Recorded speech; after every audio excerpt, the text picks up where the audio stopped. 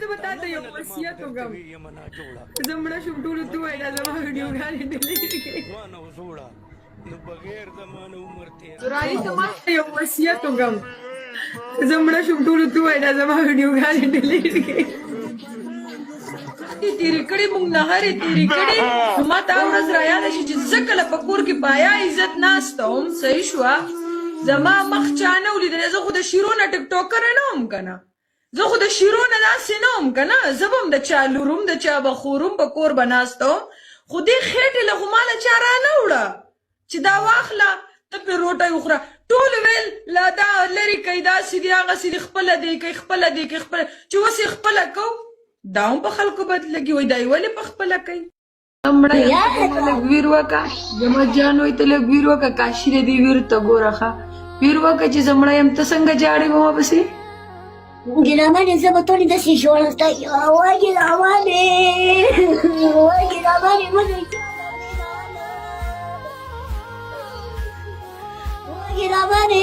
ګرامانې مو به څنګه ومړ تېراوو بابو لږ راوخېږېږه بابو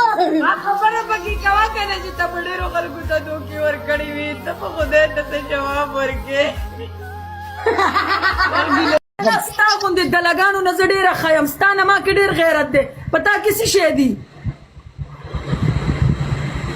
نه کټ کوم یارو نه کټ کوم پرېږده دا دې لګیا وي وي خپل منزل ته رسېدل به درته ګران شي څنګه شي که نه مور پلار پرې خفه کېږي پوه شو خفه کېږي ډېر ډېر د هغې روډ باقي نه هغه خو د خپل مور پلار دپاره ډېره ښه وه د خپل لکه د مور او د خویندو د ټولو ډېر خیال ساتو ورسره دې دپاره خو ډېره ښه وه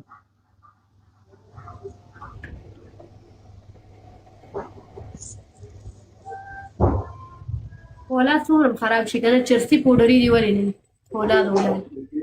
بلکل بېشکه چې خویندرونه دې سره داسې په خپلو خویندرونو دې راولي نو څنګه انسان خفه کېږي څنګه تکلیف او دک وررسي زه خو پرې خفه وم ډېر زیات مې دا ډخ دې خپله ما سره خو خبرې اترې شوې وې ما خو په زړه ډېر زیات خفه وم زه ورسره تقریبا یو نه دوه پیرې به لایب راغلی وم ګینې ما سره اوس هم فرینډ کېده ما سره هم راغلې ده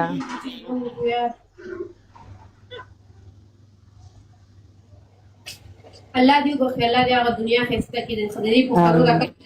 کوم خلک خوشحاله دي د کس ته الله پاک جنت ته بوځي دې لري په خوب کې راوړي آمین آمین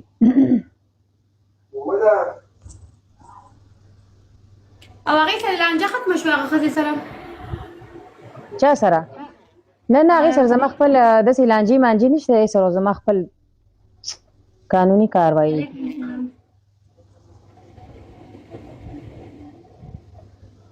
میډیا والے لانجې زه نه کومه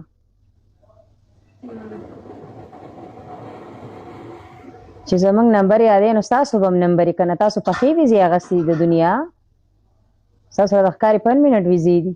تاسو به نه ځئ دنیا نه مرګ حق دی یا مرګ حق دی ټول به مرو